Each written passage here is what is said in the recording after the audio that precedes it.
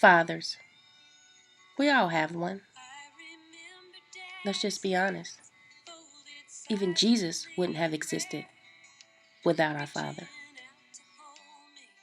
He never looks for praises. He's never one to boast.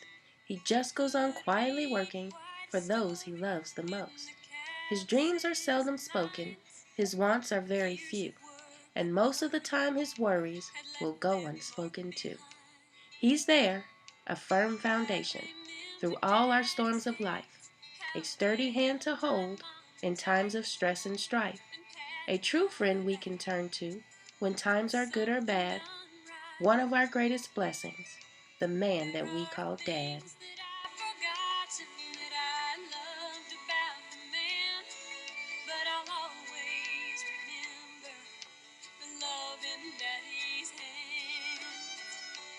Daddy's hands were soft and kind when I was crying. Daddy's hands were hard as steel when I done wrong.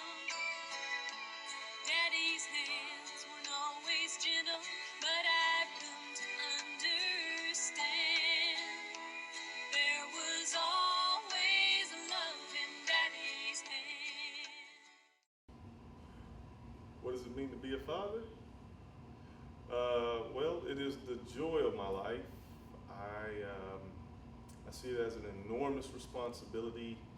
I think of stewardship that God has commissioned me to steward over individuals' lives, to coach, to mentor, to be responsible for. So it's daunting. It's a task that quite frankly, is frightening at times.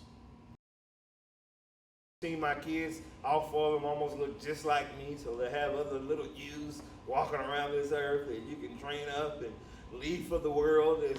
That's a great feeling to me. Just the opportunity to see your name go on and your legacy, if you would. I don't have any sons now, but having four girls, I got a shot at 20 grandsons if possible. So. The best part of being a father is just, for me, is just being a father. And what I mean by that, by raising my kids, I've always told them I wanted to be a father and not a friend. But later on in life, since I was a father, now I've become a friend. The joy of fatherhood for me has always been the interaction, the love, and the expression of love that I was allowed to give the children, my children in my life. The funniest thing my child has said to me what happened just the other night, Jermonte, he said that he wanted a little baby brother or sister, and that he promised to take care of it.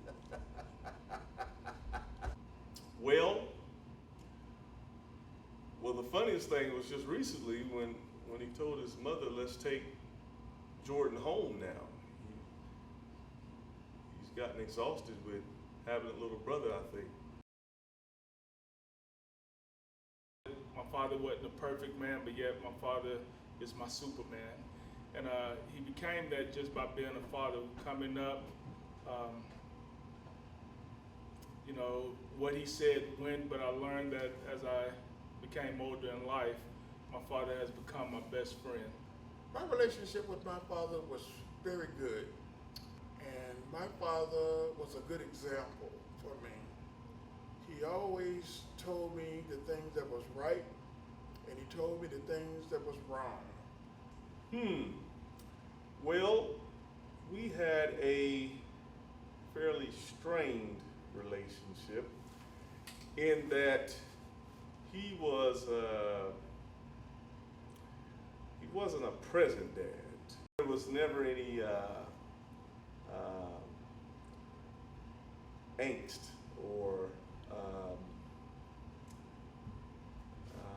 don't know how to necessarily describe that. I mean, we could connect and pick up, and just like there was never any issues.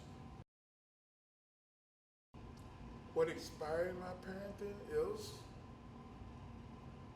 Jesus. Well, my first and foremost inspiration is God. And my father was a God-fearing man, is a God-fearing man. And again, as I said, my father wasn't a perfect man, but my father was my father. My father is my daddy. My father is my Superman. And so as I look at his lifestyle, how he provided for us, I try to just be that example that he's given me. My knowledge of God and his interaction with his son, I strive to imitate. I think I am inspired by the love of our Heavenly Father, that He role models for us unconditional love.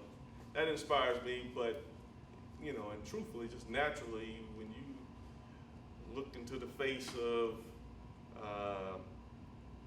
helpless individuals that depend on you, it inspires me to give my best. What inspired me to be a father? I don't think it was anything holy. The things that probably inspires me to be a father and try to be a good father is just the fact that you're raising another human being, that a lot of how this human being will come out to be or be in life has to do with how you're raising them and how you parent them. So just having those 4 girls, they definitely just inspire me to be in their life because I created them. Unfortunately, my father wasn't around through all the years of my life, so inspiration of not wanting him to feel that same vacancy or void. Those are some of the things that are inspirational for me to continue to be a father. The hardest part about being a father is not being judgmental on their mistakes. Have expectations, or you have bigger dreams for your kids than they have for themselves. I think being a father is having to be owned like almost all the time. Go away.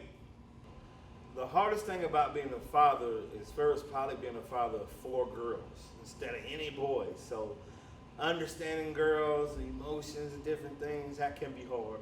But also another hardest thing is just this pressure of wanting to provide for them, get them things that they need, and not always knowing where that next buck to take care of them is going to come from.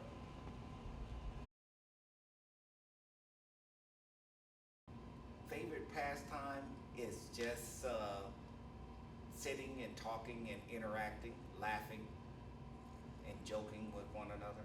Having Bible study. That was it. I like wrestling them. I like to put them in headlocks and to make them submit and say mercy. That's my favorite thing, to drop the hammer. No, just honestly, just hanging out. I mean, we took a train ride back in the winter. That was real cool. My son loves trains, and so we got to take his first train ride, and so that's been a real good memory at this point. My greatest Father Day memory?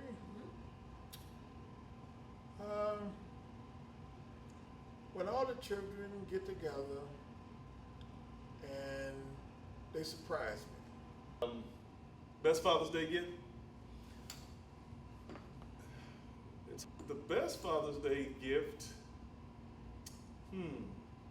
I just celebrate every day when I wake up, because to me that's a blessing alone just to wake up every day, because I know that nobody's promised no tomorrows.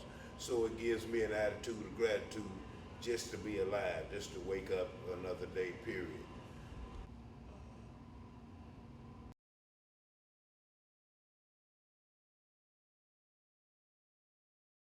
The one thing that I want my children to remember most about me is that I'm just Kenny.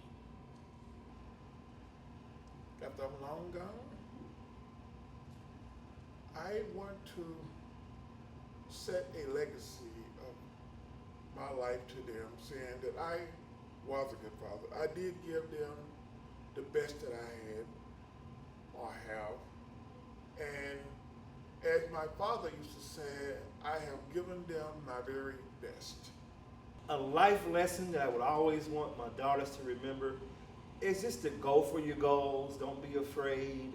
Be willing to talk to people, want to make people happy, and just to pursue something you're passionate about. That would probably be some of the goals I would want them to have. And just to learn to live and love life. I'm a person, I enjoy life, so I would hope that they would adapt that from me. Just enjoying every day. To live the life that I talk about now. One thing I do believe that life is fair.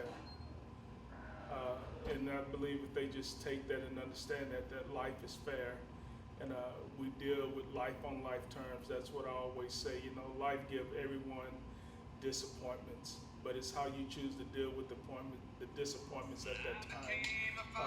And one thing I was just telling them, in all that you do, trust God. At the end of the day, trust God. No matter how hard it gets, trust God. Well, I hope that my example will inspire you all to be great dads one day, and that you will love your wives and take care of your family. And more importantly, I hope that I inspire you all to love God. Just love their children every now and then. It's a love without end, amen. It's a love without end, amen.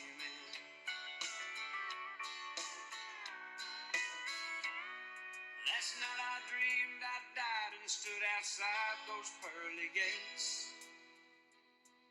When suddenly I realized there must be some mistake. If they know half the things I've done, they'll never let me in. Then somewhere from the other side, I heard these words again. And they said, let me tell you a secret about a father's love. A secret that my daddy said was just between us. You see, daddies don't just love their children every now and then. It's a love without end, amen. It's a love without end, amen.